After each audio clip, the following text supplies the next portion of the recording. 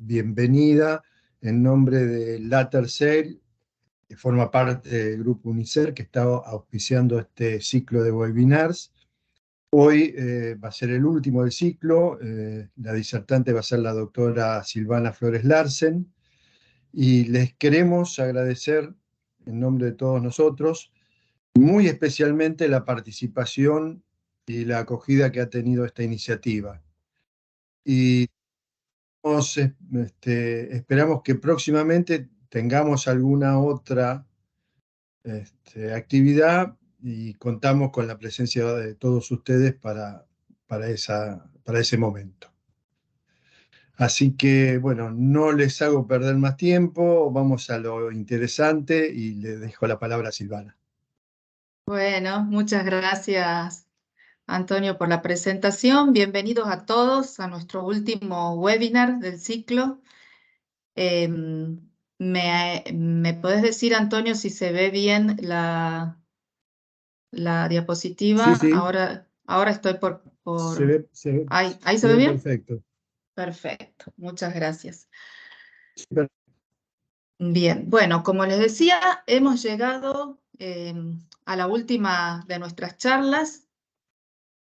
En este caso, la sexta charla es sobre algunas cuestiones relacionadas con el cambio climático en el ambiente construido.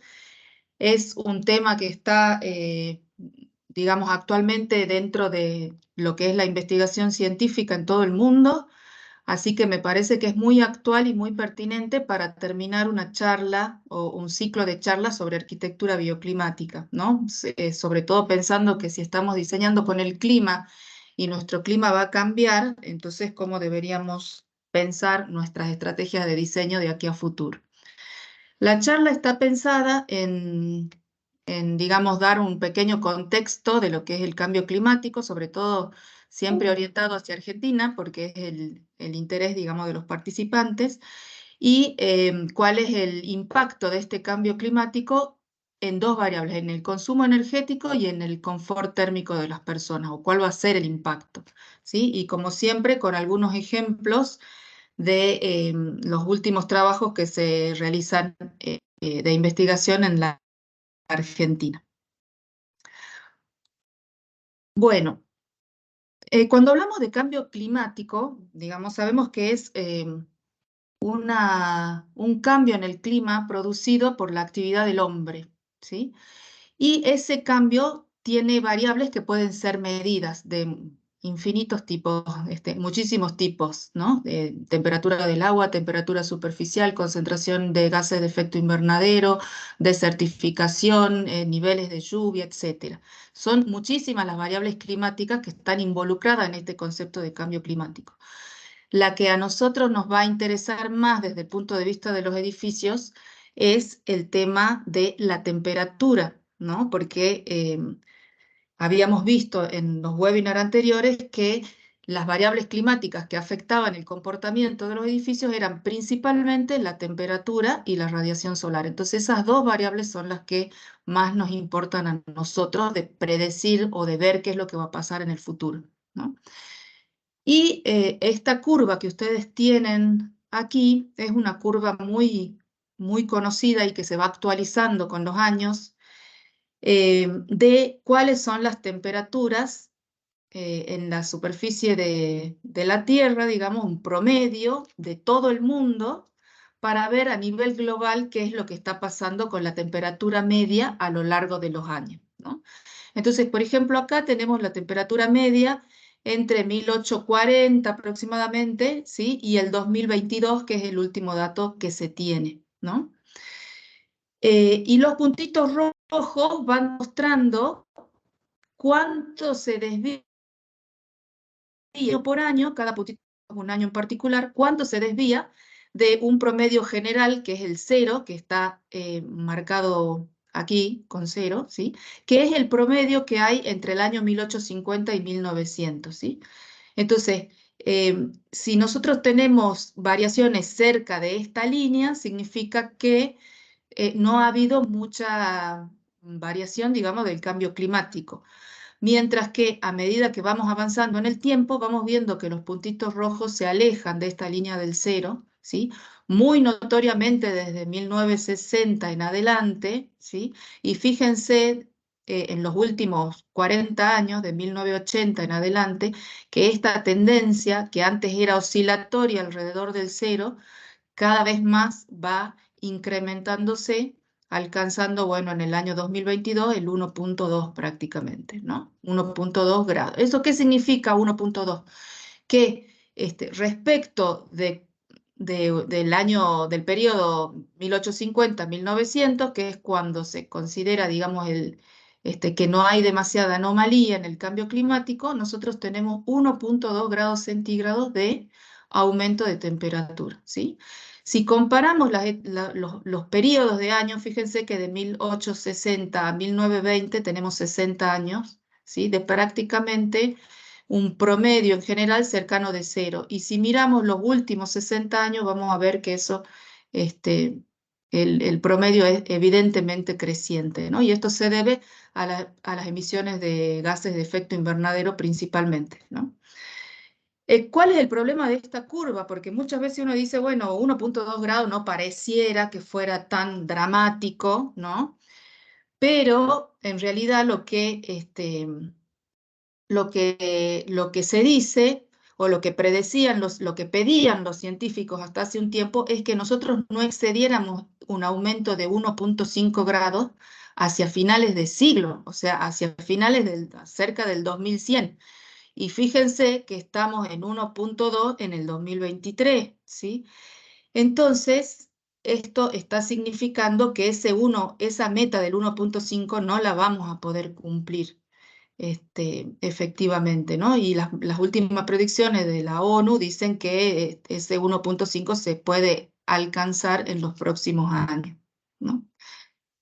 Esto es un problema bastante serio porque las predicciones muestran que si nosotros no modificamos el comportamiento, vamos a tener una temperatura a final de siglo, un aumento de la temperatura de cerca de 2,8 grados, ¿no? Que es una barbaridad y con consecuencias que no vamos a poder revertir.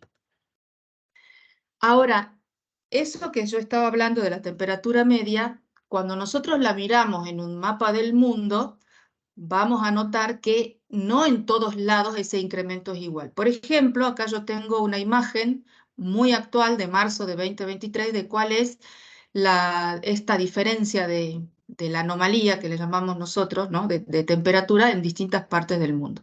Las partes rojas son las partes con mayores anomalías y las partes blancas son las partes cercanas a cero, ¿no? Entonces, por ejemplo, para marzo de 2023 notamos que es el otoño en el hemisferio sur y la primavera en el hemisferio norte, notamos, ¿no? Todas las zonas rojas en el hemisferio norte, porque efectivamente es muy desparejo el efecto del calentamiento global. También notamos en la Argentina, ¿no? En realidad en esta parte del cono sur un aumento importante de temperatura en marzo, que es lo que llevó a decir que el marzo de 2023 fue el segundo marzo más cálido desde que se iniciaron los registros en 1850, ¿no? O sea, eso es una cosa que es muy preocupante.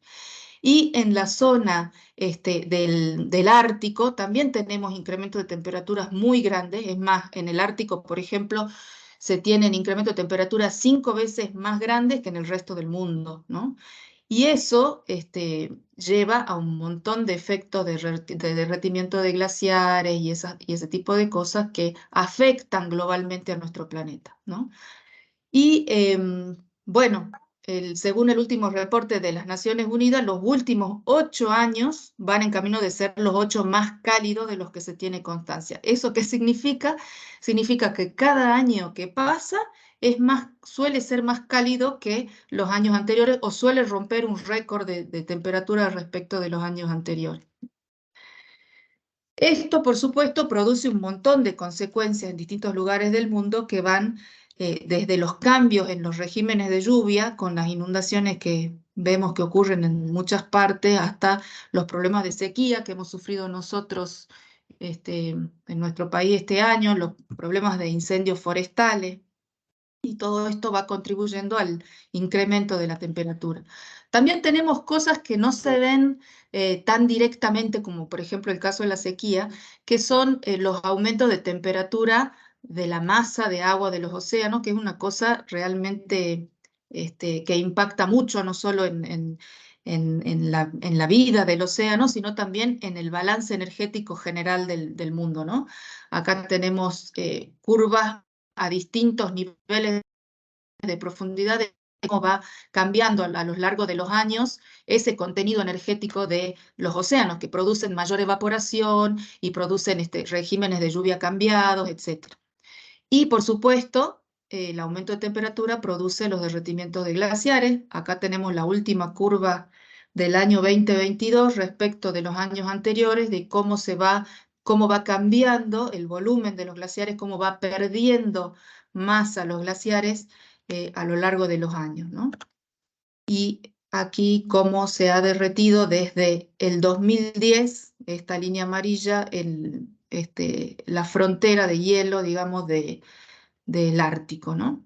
Entonces, todas estas cosas están causando, y nosotros ya conocemos, digamos, o estamos percibiendo algunos de los efectos de este cambio climático. Obviamente, cada país eh, conoce cuáles son sus riesgos y van haciendo su propio estudio de qué es lo que va a pasar. En el caso de la Argentina, toda la información está concentrada en el Ministerio de Ambiente y Desarrollo Sostenible a través de las comunicaciones nacionales, la más nueva es la tercera, y de de los informes bienales de actualización, que el último es el 4 de diciembre de 2021, ¿no? Acá está toda la información para quien tenga interés de leer los informes completos, ¿sí?, de lo que está pasando con el cambio climático en la Argentina.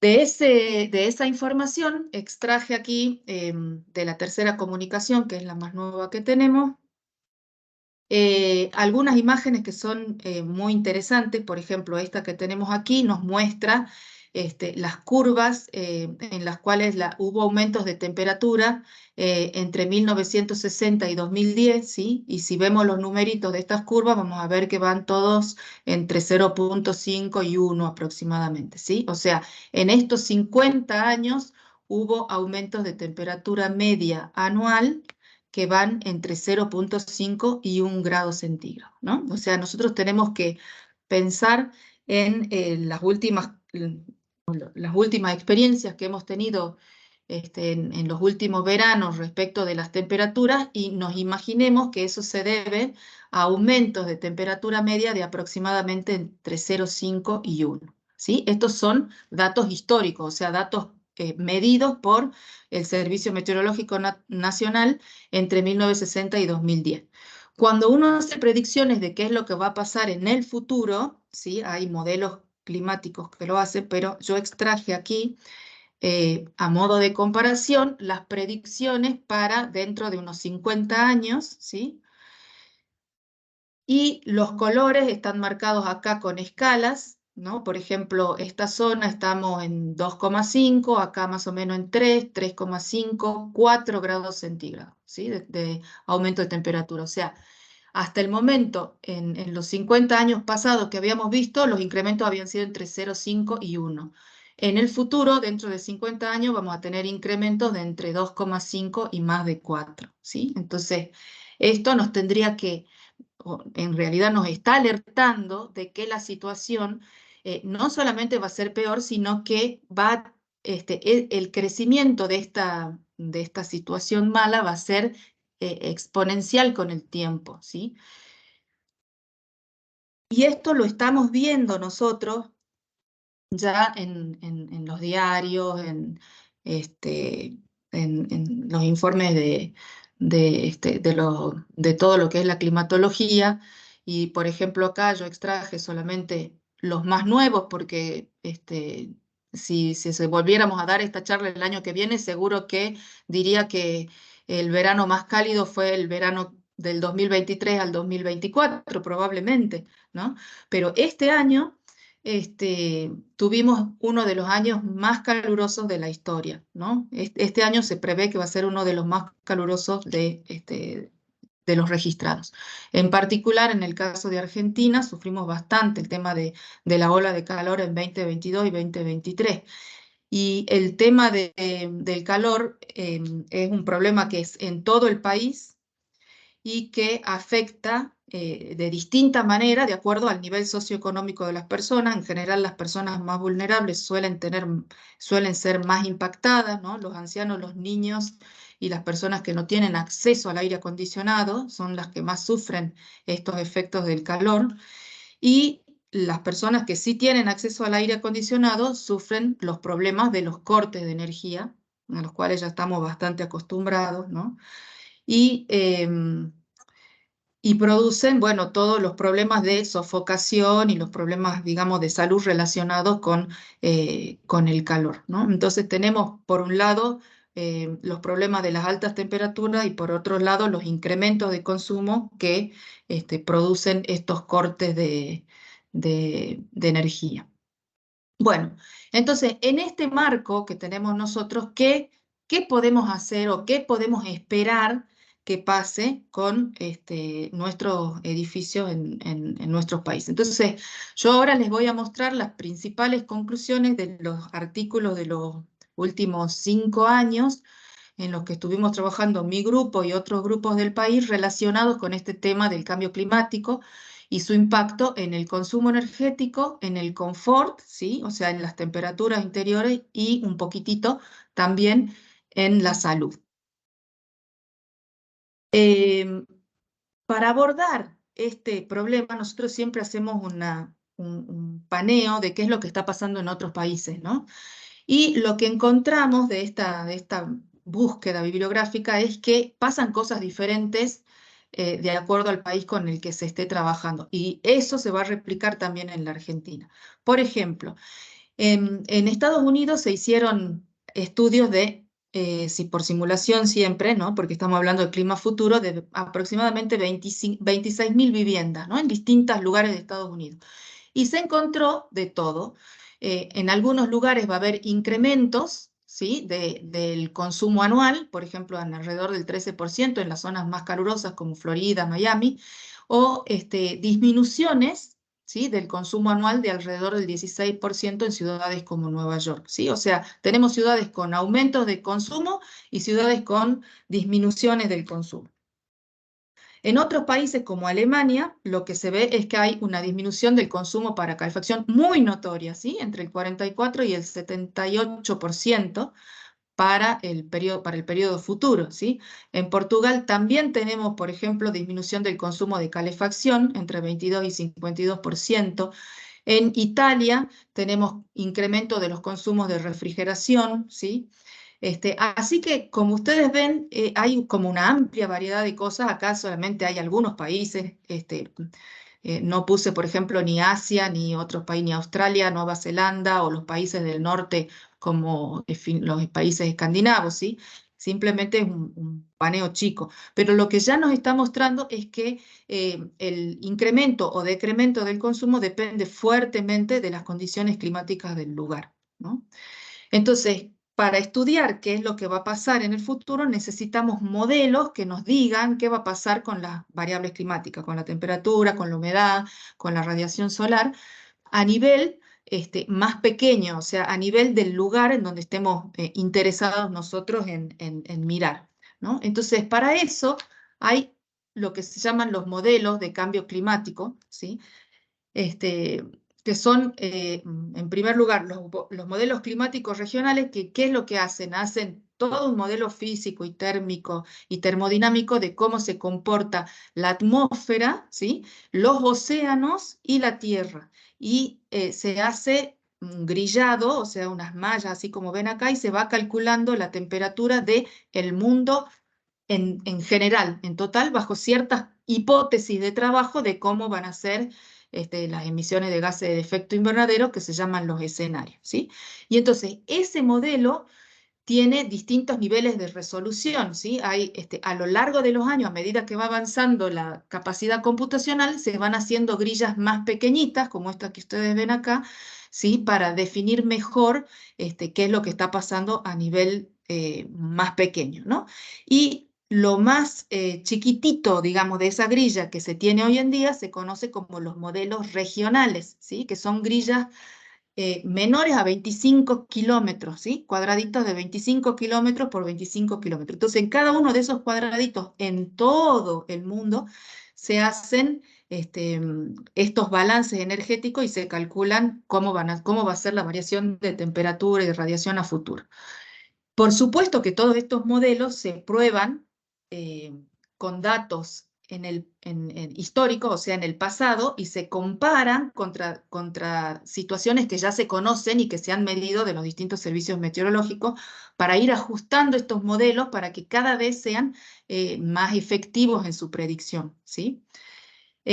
Estos cálculos se hacen con computadoras súper potentes y hay grupos en todo el mundo que están abocados a hacer los cálculos y a compartir sus resultados en las redes científicas. Y son resultados que están disponibles para todo el mundo. Nosotros cuando trabajamos con estos modelos descargamos, por ejemplo, los modelos del panel intergubernamental de cambio climático hechos por las distintas organizaciones, ¿no? Entonces, en base a esos trabajos, nosotros extraemos esa información.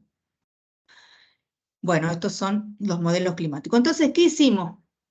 Por ejemplo, los primeros trabajos con los que empezamos esta investigación fue una vivienda social en la ciudad de Santa Rosa, ¿no? ¿Por qué? Porque nosotros teníamos la experiencia de los edificios bioclimáticos que les mostré en los webinars pasados, ¿no? Que respondían muy bien a las estrategias bioclimáticas en invierno, pero cuando uno los medía en verano, muchas veces aparecían algunos picos de sobrecalentamiento, ¿no?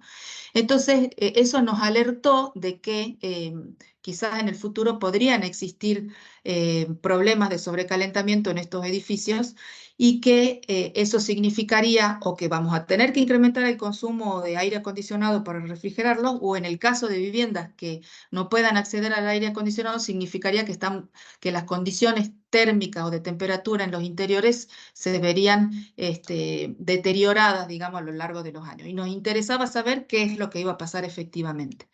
Entonces tomamos en primer lugar una vivienda unifamiliar, como la que están viendo en esta foto, pequeñita, sencilla de analizar, ¿sí?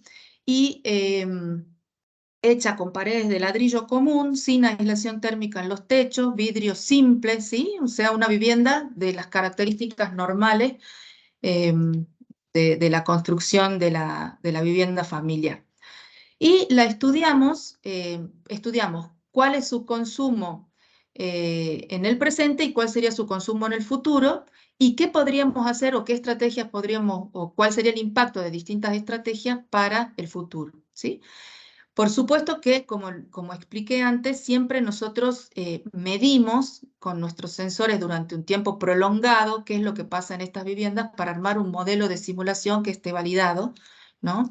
Que es lo que ustedes ven acá, un ajuste entre datos medidos y simulados, y cuando estamos seguros de que nuestro modelo térmico responde a reflejar lo que ocurre verdaderamente en la vivienda, entonces recién ahí modificamos las condiciones climáticas para poner las condiciones a futuro y vemos y predecimos qué es lo que pasaría, ¿no? Entonces, las dos propuestas que estudiamos al comienzo fue incluir aislación en techos y aislación en muros, pensando en que debíamos mejorar la resistencia térmica del envolvente, y como se parte de la base de que probablemente en el invierno se requiere un poquito menos de ganancia solar porque las temperaturas disminuyen, perdón, las temperaturas aumentan, entonces no se requiere tanta calefacción, pensamos estudiar qué pasaba si aumentábamos un poquito el tamaño de las ventanas para ver de suplir todo lo que fuera estrategia de calefacción, ¿sí? Entonces analizamos invierno y verano de 2010 y 2039, ¿no? ¿Qué encontramos? Encontramos lo siguiente. Primero, si miramos el invierno, ¿no? Las dos primeras barras corresponden a la vivienda convencional, o sea, tal en su estado actual. Entonces, actualmente la vivienda consume un poquito de menos de 9 metros cúbicos por día para calefacción, ¿sí? Y en 2039 el consumo sería de un poquito menos de 7, o sea, se disminuiría el consumo energético en invierno en aproximadamente un 22%, ¿sí? Eso está en línea con las cosas que fueron encontrando en otros países, de que en invierno va a disminuir el consumo energético.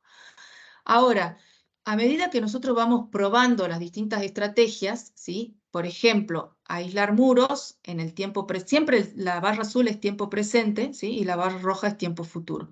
Entonces, por ejemplo, si miramos las barras azules, lo que vamos a estar mirando es hoy en día qué pasa si agregamos aislación en los muros, o si agregamos aislación en muros y techos, o si aislamos los muros y ganancia solar, o aislamos todo y incrementamos la ganancia solar, ¿sí? La mejor de estas combinaciones es la que me da el menor consumo, que es esta que está aquí, que es aislar muros y techos, ¿sí? O sea, yo aislando muros y techos puedo disminuir de casi 9 metros cúbicos a un poquito más de 3 metros cúbicos el consumo de invierno, ¿sí?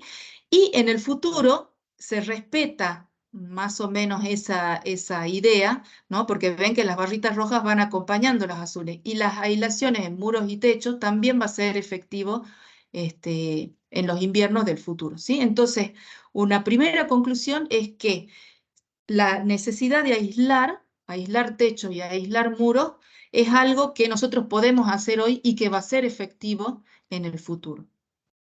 ¿Qué va a pasar en el verano? En el verano, obviamente, entre el presente y el futuro, la vivienda convencional va a consumir aproximadamente 7 veces más energía que la que consume hoy. O sea, es un incremento muy notorio del consumo de aire acondicionado, ¿no? Y el impacto de aislar los techos y muros, que es este que vemos aquí, me va a llevar a que el consumo sea, por ejemplo, acá estamos más o menos en 3, ¿sí? Cuando hoy es un poquito menos de 2. O sea, vamos a incrementar en un 50% el consumo eléctrico, ¿sí? Si nosotros hoy en día aislamos nuestra vivienda. El incremento en 2039 va a ser del 50%. Si no hacemos nada y no aislamos nada y dejamos la casa tal como está, el incremento va a ser del 700%, ¿sí? Entonces, nuevamente, la primera conclusión es que nosotros tenemos que incluir aislación térmica en las envolventes de los edificios que diseñé. Bueno, esta conclusión que sacamos para Santa Rosa, el paso siguiente fue ver en distintos lugares del país qué era lo que iba a suceder, ¿no? Entonces escribimos con la arquitecta Serena Filipín de La Pampa y con el arquitecto, ambos doctores, por supuesto, Gustavo Barea de Mendoza, este trabajo que ya analizaba 4 ciudades en la Argentina.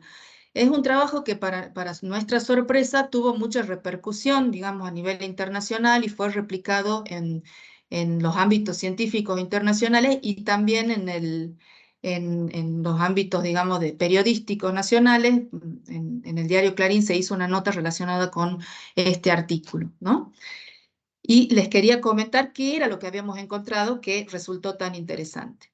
Entonces, las ciudades que elegimos para el estudio fueron nuevamente Santa Rosa, para tenerla siempre de referente, Mendoza, Córdoba, y elegimos una ciudad en donde sabemos que el cambio climático va a ser terriblemente notorio por sus incrementos, que es la ciudad de Orán en el norte de Argentina, ¿sí?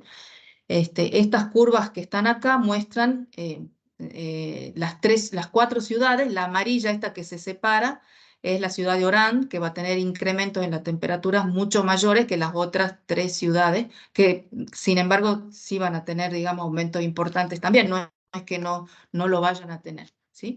Y analizamos el periodo actual. Bueno, este artículo es del año 2017, así que analizamos el 2020, el 2050 y el 2080, ¿sí? A ver qué era lo que iba a pasar a lo largo de los años.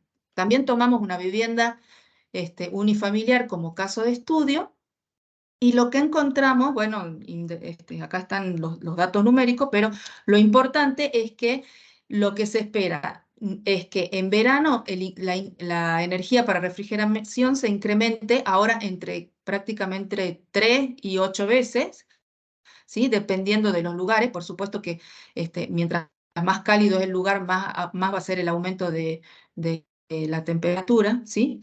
Y el aumento del consumo. Y en invierno se espera prácticamente para todos los lugares reducción de la energía de calefacción, ¿sí? Entre un 23 y un 60, entre un 20 y un 60% más bajas que actualmente. Y acá están, hemos sacado, digamos, los valores que se va a reducir los consumos energéticos por cada grado que aumente la temperatura exterior de ese lugar, ¿no? Entonces, con esta curva nosotros podemos calcular para otras ciudades del país, sabiendo cuál va a ser el aumento de temperatura, podemos calcular para distintos años y para distintos lugares del país cuál va a ser el incremento de consumo. Va a ser una primera estimación del incremento. Y con estas estimaciones también se puede ver cuál va a ser, por ejemplo, el impacto en las redes eléctricas.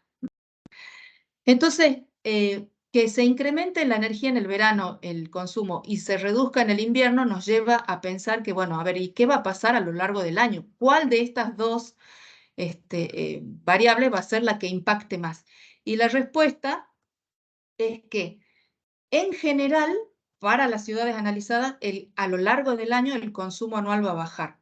Por ejemplo, un 16% en Santa Rosa, un 8% en Mendoza, un 25% en Córdoba. Y solamente se va a incrementar en aproximadamente un 6% en Orán, ¿sí? Este incremento parece poco, pero en realidad no lo es tanto porque aquí está incluida la energía para calefacción y para refrigeración, ¿sí? Entonces, como la energía para calefacción en invierno en Orán va a reducirse bastante, eso compensa mucho los incrementos del verano. Entonces, por eso aparecen estos porcentajes así, ¿no? Entonces, lo que vemos en conclusión es que depende bastante del lugar en donde nosotros estemos, del país, y de cuáles sean las predicciones, qué es lo que va a pasar. Y acompañado de esto, nosotros estudiamos qué pasaba con las estrategias bioclimáticas, ¿sí? En esta vivienda social, en estas 4 ciudades, ¿no? Entonces estudiamos, por ejemplo, qué pasa con el sombreado, con todo lo que tiene que ver con sombreado. Ahí estamos incluyendo fachadas verdes, aleros, cualquier elemento de sombreado. Estudiamos qué pasa con la ventilación natural y estudiamos qué pasa con la masa térmica. Lo hicimos, por supuesto, en invierno y en verano, ¿no? Y digamos, después ustedes lo pueden mirar con más detalle, pero a nivel general, qué es lo que se observa? Que siempre vamos a necesitar incluir protección solar en las 4 ciudades para verano, ¿sí?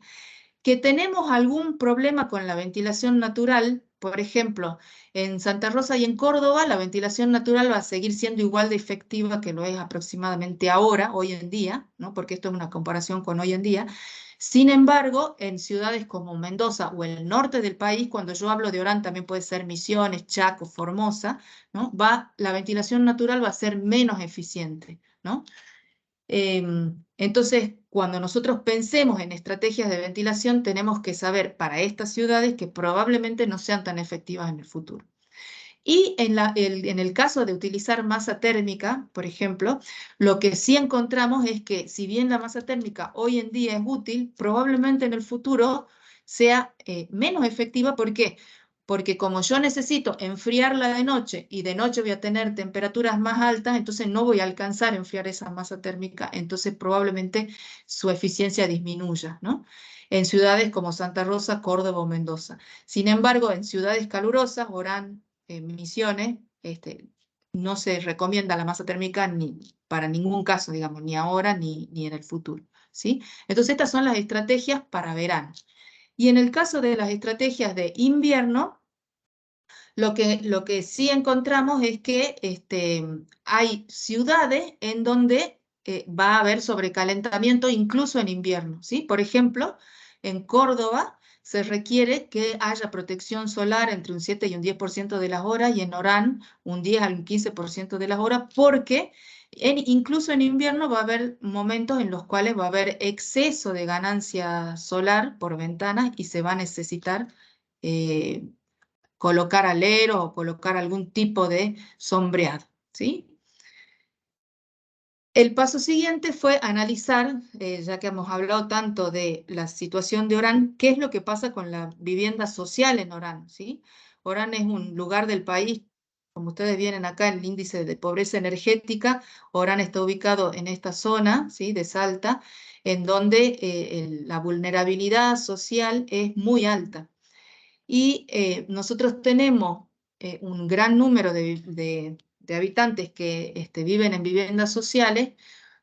Muchos de ellos acceden al aire acondicionado, pero muchos de ellos, como en esta foto, no acceden al aire acondicionado. Entonces nos interesaba saber qué es lo que pasa ahora, no con los consumos, sino con las temperaturas. ¿A qué temperaturas estamos haciendo que viva la gente en estos lugares?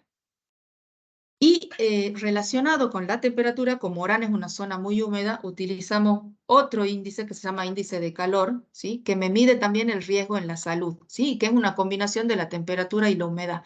Y me lo define en cuatro digamos, rangos, ¿sí?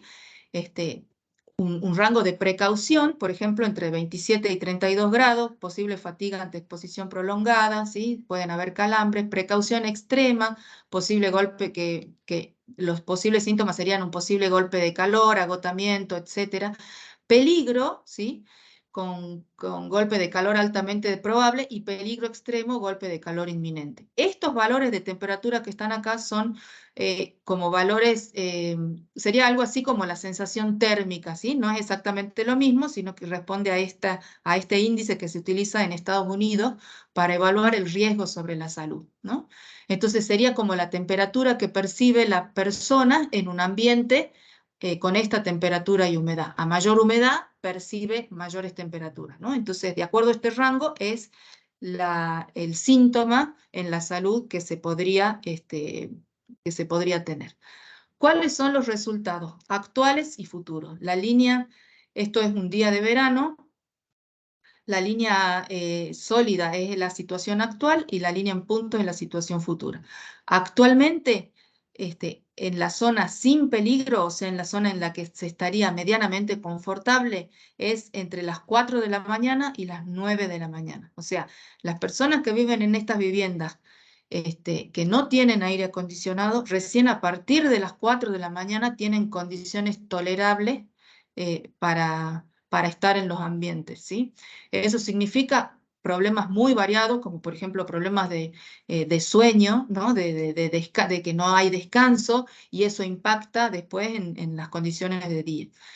Y por supuesto, a lo largo del día, una persona que está dentro de la casa pasa por distintos niveles de precaución y precaución extrema actualmente, y en el caso del año 2039, prácticamente, no sé, acá quizás haya un poquito como una hora nada más en que la vivienda está en una situación de confort razonable o de no riesgo para la salud, pero las 23 horas restantes, las personas en estas viviendas van a estar expuestas a estas situaciones de disconfort, que no es solo disconfort, sino que ya directamente son situaciones que afectan a la salud.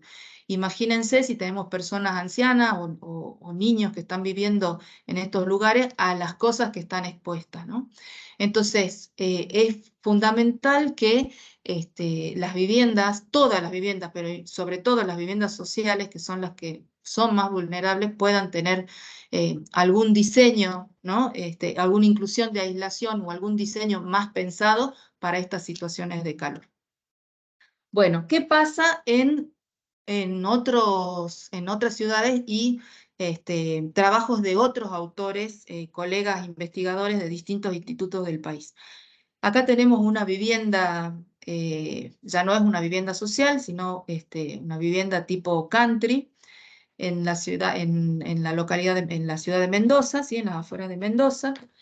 Se estudió qué es lo que va a pasar con su consumo energético, ¿sí? Bajo distintos escenarios y para distintos años, ¿sí? Por ejemplo, acá está el 2015-2039 y el 2075 al 2099. ¿Y qué se encuentra? Naranja es calefacción, vemos que va bajando, ¿sí? La calefacción a medida que pasan los años, y la refrigeración, que es la azul, va subiendo.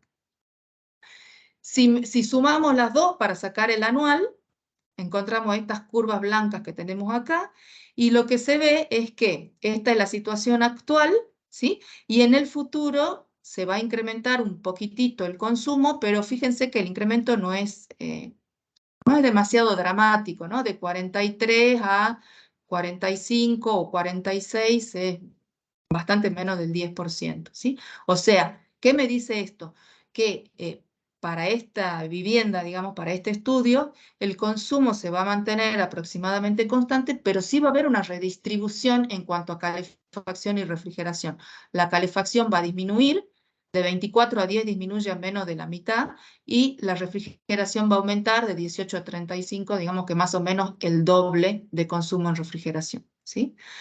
Entonces, este es otro de los estudios en Mendoza que viene a confirmar las cosas que nosotros también habíamos estado encontrando, ¿no? con otras viviendas, o sea, es bastante generalizable.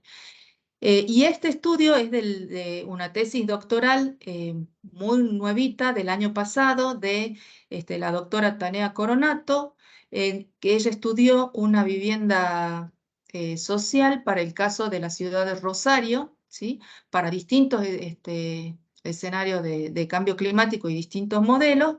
Y lo que ella encontró es que para ciudades en donde la humedad es importante, como el caso de Rosario, Santa Fe, Misiones quizás, es fundamental incluir el tema de la humedad porque el cambio climático no solamente va a va a influir en el aumento de temperatura, sino también en el contenido de humedad del aire. Y como ustedes saben, el contenido de humedad afecta tanto la sensación de confort como el consumo energético, porque los aire acondicionados tienen que deshumidificar el aire, ¿sí? Y entonces aumentan o incrementan su consumo. La otra conclusión que ella encontró es que la demanda energética va a estar destinada cada vez más a deshumidificar el aire interior, ¿sí? Que las olas de calor van a incrementar la demanda energética de verano entre un 8 y un 177%, ¿sí? Dependiendo del tipo de ola, ¿sí? Hay olas que son cortas, o sea, las olas se clasifican las olas de calor de distintas maneras, hay olas cortas y olas largas, olas húmedas, olas más secas, ¿sí? Olas más severas o menos severas, y de acuerdo al tipo de ola, bueno, el incremento de la demanda podría ser entre un 8 y un 177%.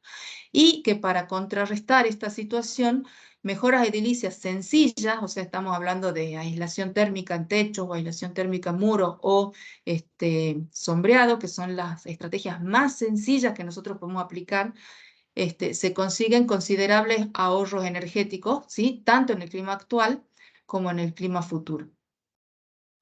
Bueno, entonces, como conclusiones generales de todo esto, en primer lugar, que el cambio climático depende del lugar en donde estemos mirando. Esta misma figura que yo ya les mostré, muestra que en la zona norte y cordillerana, o sea, noroeste y norte del país, el impacto de los aumentos de temperatura va a ser realmente muy notorio.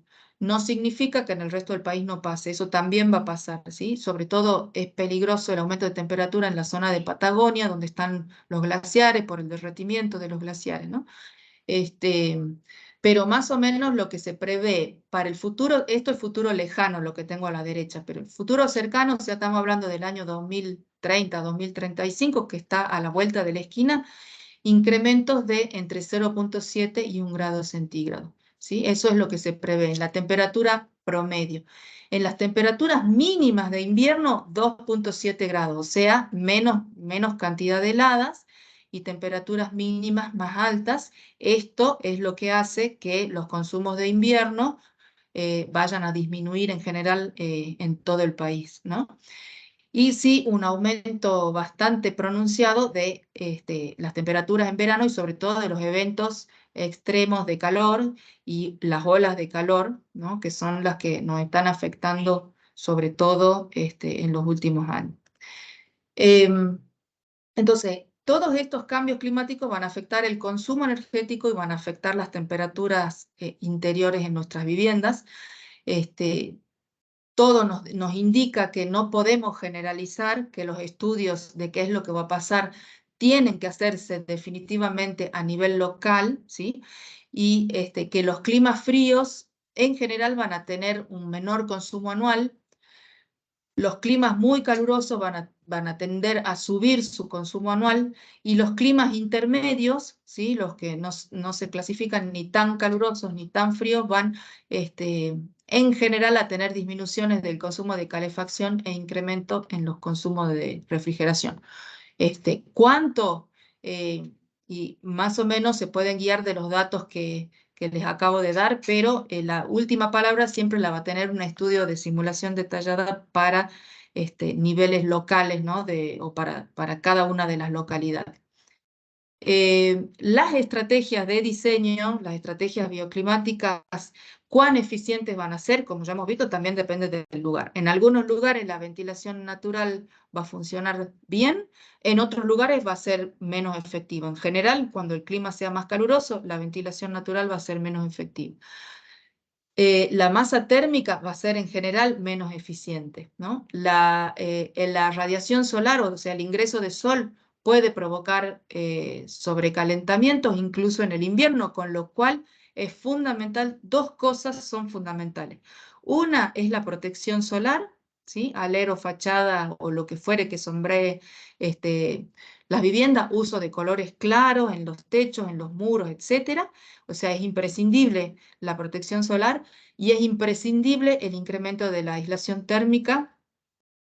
Y cuando hablo de la aislación térmica, no estoy hablando solamente de poner una capa de aislante en muros y techos, sino también de cuidar todo lo que sean pérdidas de calor, o ingreso de calor del exterior, como por ejemplo las infiltraciones de aire a través de los burletes de las ventanas, ¿sí?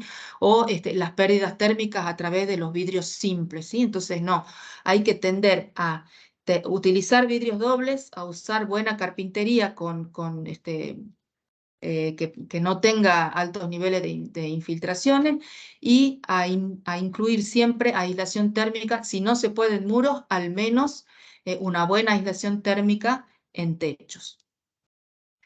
Y para las viviendas, digamos, que ya están construidas, obviamente todo lo que sea estrategias de rehabilitación o retrofit o mejora, o como queramos llamarle, siempre vamos a tener que pensar digamos, con la misma filosofía, que va a haber que mejorar todo lo que es aislación y protecciones, ¿no? Y es muy importante que esta rehabilitación energética de las viviendas la podamos comenzar a hacer ya de manera más generalizada, digamos, en todo el país, ¿no? Así que, bueno, vamos a necesitar, digamos, cambiar un poco la mentalidad con la que estamos trabajando, la mentalidad con la que estamos diseñando. Tenemos que pensar no solo en el clima actual, sino también en las consecuencias del clima futuro. Eso significa que necesitamos, digamos, tener una apertura y una adaptabilidad a las nuevas condiciones, que nos vamos a tener que aprender, vamos a tener que ir aprendiendo sobre la marcha y aprendiendo de los países que van más adelantados, de qué son las mejores cosas para hacer, y como siempre digo, adaptarlo a las tecnologías locales y a las situaciones locales que tenemos en nuestro país. Y digamos, y todas estas cosas, estos desafíos nuevos, esta capacidad de adaptación que necesitamos, también implica que vamos a tener que aprender a trabajar en conjuntos multidisciplinarios de diseño, en donde intervengan, digamos, las distintas ramas de los que están relacionados no solamente con el hábitat, como serían los arquitectos, los ingenieros, los físicos, sino también los que están relacionados con la salud. En particular puse aquí los epidemiólogos por todo el tema de lo que fue la pandemia de COVID que tuvimos en 2020 y 2021. ¿Por qué? Porque esa pandemia también nos enseñó que las personas pasamos mucho tiempo dentro de los ambientes interiores, y que nuestros ambientes y nuestras viviendas y los hospitales y las escuelas y todo no estaban preparados para un impacto como era el del COVID, como tampoco están preparados para un impacto como va a ser el de los futuros aumentos de temperatura del cambio climático. Entonces necesitamos como una visión muy general y muy holística del problema, tanto a nivel de la vivienda como también a nivel urbano, que es muy importante, para tener, digamos, condiciones de vida para la población y para las personas que vivimos en las ciudades, que ya saben que vamos a ser, no sé, más del 80% de las personas vamos a vivir en ambientes urbanos en el futuro. Entonces necesitamos que esos ambientes sean lo más confortable posible y lo más pensados posible, y que no nos llegue el cambio climático así como nos llegó el COVID, y no estábamos preparados para ello, ¿no? Así que, bueno, son algunas de las reflexiones que quería compartir con ustedes en esta última charla, y agradecerles a todos la presencia en estos 6 ciclos de seminarios que hemos tenido, y espero que les haya sido de utilidad y que les haya servido para repensar un poco la manera en la que estamos diseñando nuestros edificios hoy en día. Bueno, muchas gracias por su atención y escucho sus comentarios y las preguntas que puedan tener.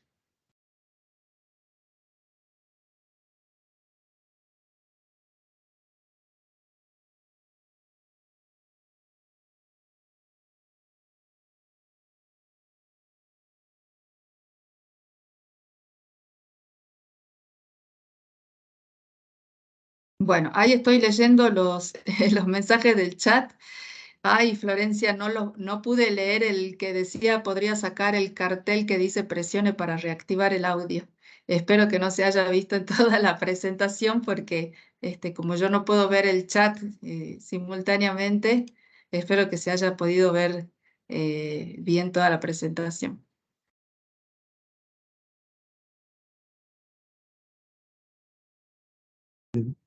Habría una pregunta que te decía si habías hecho una simulación para la Patagonia. No, mi grupo en particular no tiene simulaciones para Bariloche, ¿no? O zonas de más al sur con los temas de cambio climático. Sería interesante ver lo que es lo que pasa.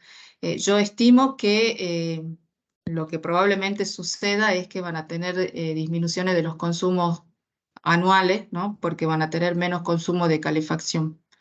Pero es algo que debería comprobarse, digamos, con alguna simulación.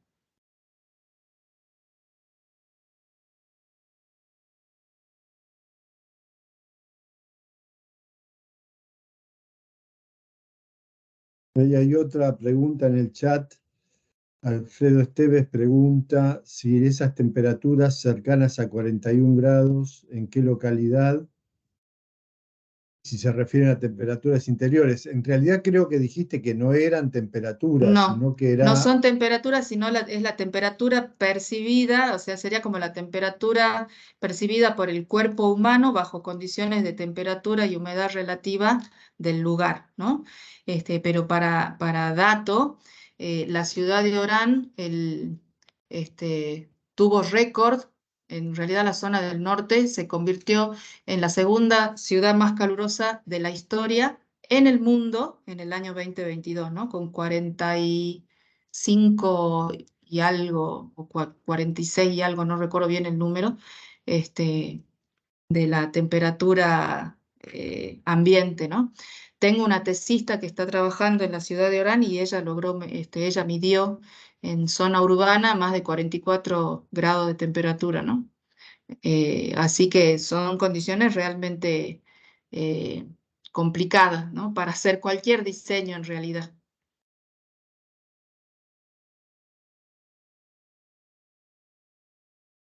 Acá hay otra pregunta. Te preguntan si, Florencia, si Sí. se tendrán en cuenta estas cuestiones en la construcción de viviendas sociales en el norte del país.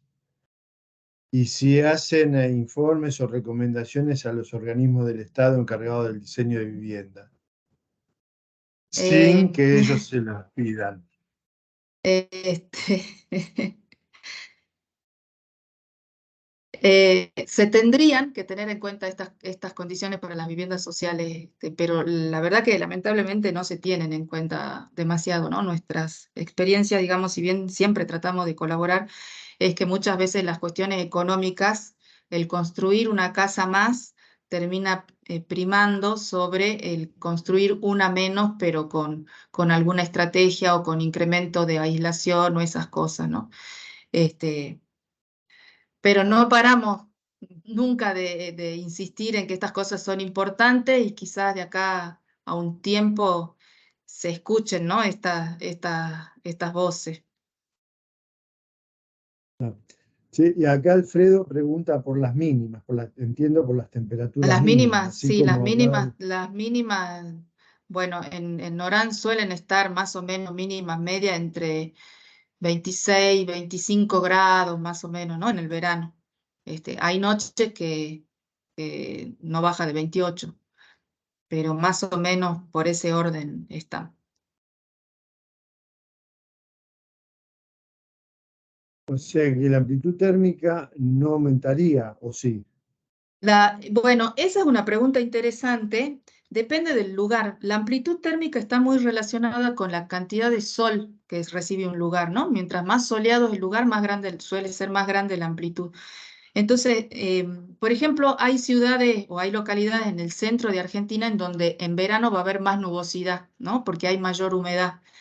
Entonces, esa nubosidad hace que la radiación solar, el nivel, sea un poco más bajo y eso significa que las amplitudes térmicas podrían disminuir, ¿no? O sea, no tener un impacto tan grande, por ejemplo, en las máximas, pero sí en las mínimas, ¿no?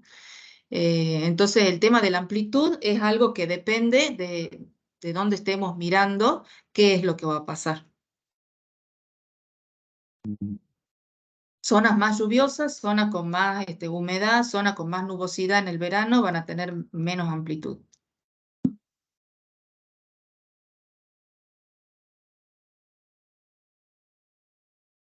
Pues justamente acá Miguel Plano estaba preguntando si no está relacionado con la humedad. O sea, lo que decís está relacionado con la humedad a través de la nubosidad que esa humedad genera, es eso. Claro, la radiación solar, la amplitud térmica sí está relacionada con la humedad y está relacionada también con la radiación solar. Con la radiación solar a través de las nubes y con la humedad del lugar, porque el agua presente en la atmósfera absorbe el calor, ¿no? que emite el suelo y entonces hace que las amplitudes térmicas también sean más bajas, ¿no? Pero por otra Ujú. parte, humedades altas significan, digamos, mayor disconfort, ¿no? Porque temperaturas altas con humedad alta son peores que temperaturas con humedad con baja humedad, ¿no? Entonces impacta ahí directamente en el confort. Sí, eso es porque afecta la evaporación, o sea, Claro, claro, claro, claro. un ambiente casi saturado, No bueno, deja transpirar, digamos. Sí. exactamente, o no deja que la transpiración se evapore. Enfríe lo suficiente el cuerpo, exactamente. Está, está bien. Bueno. Yo no estoy pudiendo ver las preguntas del chat, no sé por qué, así que si Acá hay... hay una más de Alfredo, dice cómo definieron el comportamiento de las personas que usarían esas casas. Es decir, eh, eh, me- entiendo que dice el aporte de energía, ¿no?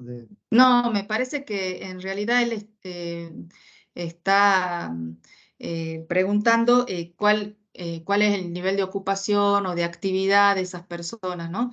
En general, para vivienda social tratamos de mantenerlo siempre con 4 habitantes, ¿no? 4 personas, una persona que está durante todo el día, pensando que puede ser alguien que trabaje ahí o que cocine y que atienda a los chicos, etcétera, y después ocupación en los dormitorios durante las horas nocturnas y ocupación en los espacios vivibles como el living o la cocina durante las horas diurnas, ¿no? Eso es más o menos lo que utilizamos como estándar. O Segura pregunta ¿Cuánto es el impacto de la vegetación en la ventilación natural ante el aumento de temperatura nocturna a futuro? Ay, ¿cómo es? ¿Cómo es la Dice, dice si se podrá seguir considerando a futuro ante el aumento de la temperatura nocturna el impacto de la vegetación en la ventilación natural? A ver, me parece que hay dos cosas que están mezcladas. La vegetación con la ventilación natural pueden llegar a tener algún impacto si es que tenemos una fachada verde enfrente de una ventana por la cual hay, digamos, intercambio de aire o ventilación. Este, en el caso de la fachada verde, ¿no?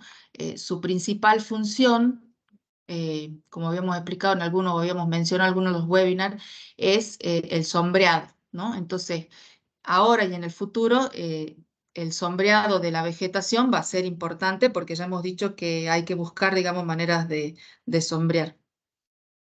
Respecto de la ventilación natural, y depende, digamos, si hay plantas frente a una ventana o una enredadera frente a una ventana y eso de cualquier manera impide el paso de aire y hace menos eficiente la ventilación, así que medio independientemente de la temperatura la está afectando, ¿no? No, no sería, digamos, lo más adecuado si lo que queremos es ventilar naturalmente. Y respecto del sombreado que decías, supongo que por ahí el tipo de vegetación también va a haber que revisarlo, porque, digamos, hoy por hoy pones algo de hojas caducas porque decís, bueno, en invierno no lo necesito, pero nombraste el caso de Córdoba y no sé qué, Sí, quizás no sea necesario que sea donde, hoja caduca, claro. o sea que va a haber que cambiar el arbolito. Bueno, sí, yo no me quiero meter con la parte agronómica, ¿no? Porque eso ya no es mi área, cuál es, digamos, la planta más indicada para condiciones futuras, que aguante el calor y que aguante el sol y esas cosas. A nivel urbano, sí, hay muchas cosas hechas en Mendoza, en el INAE. Que es un instituto de CONICET, en donde hay mucha investigación a nivel urbano, ¿no? De cuál es los árboles que más convienen, de acuerdo a su forma, de acuerdo a sus características agronómicas, ¿no? Pero en el caso de vivienda que estamos hablando nosotros, en general todo lo que es fachada verde y todo eso se maneja más con plantas pequeñas de tipo enredaderas, ¿no? Entonces es otra Ujú. la situación, no es tanto árboles. ¿No? Y acá Miguel pregunta si las telas medias sombras, pregunta qué efecto real tienen, si son eficaces las Sí, las medias telas, sombras. sí, las medias sombras son eficaces, vienen de distintos grosores, digamos, o absorción o que dejan pasar, no sé, el 50, el 70, el 80%, eh, no dejan pasar, sí, depende de la trama de la media sombra, pero sí, por supuesto que es útil. Sí, sí.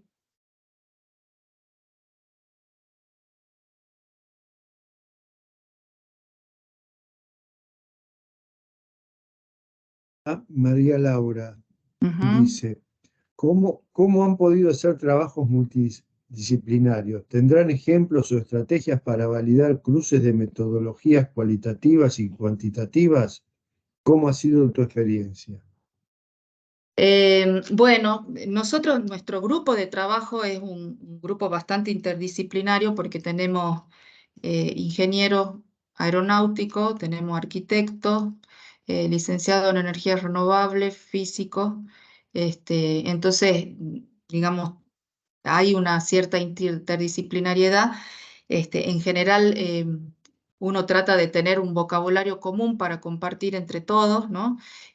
A veces suele ser lo más complicado.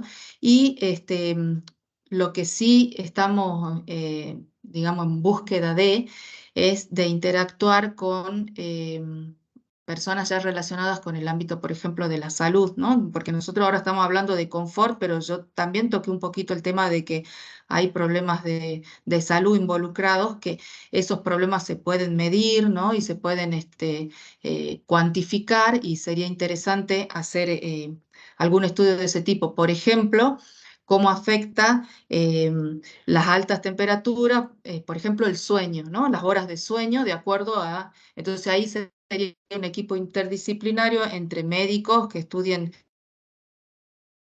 comportamiento del sueño y físicos, arquitectos o ingenieros que estudien las condiciones climáticas en las cuales se producen las condiciones para ese sueño, ¿no? Eso es algo que tenemos planificado incorporar en el futuro, que nos parece súper pertinente e interesante. Incluso todas las cuestiones de confort están relacionadas con la psicología, con la percepción, ¿no? Y a veces de la física todo eso se va escapando, digamos. Entonces, bueno, hay metodologías para trabajar en conjunto este, que se pueden utilizar y que son súper interesantes.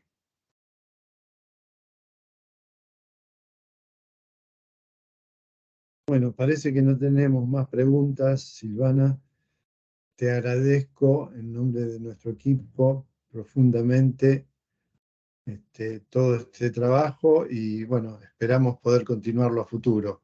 Y a Bueno, todos los participantes, una vez más, a todos, muchas gracias por el interés, muchas gracias por la participación. y felicitaciones por haber llegado hasta el último webinar.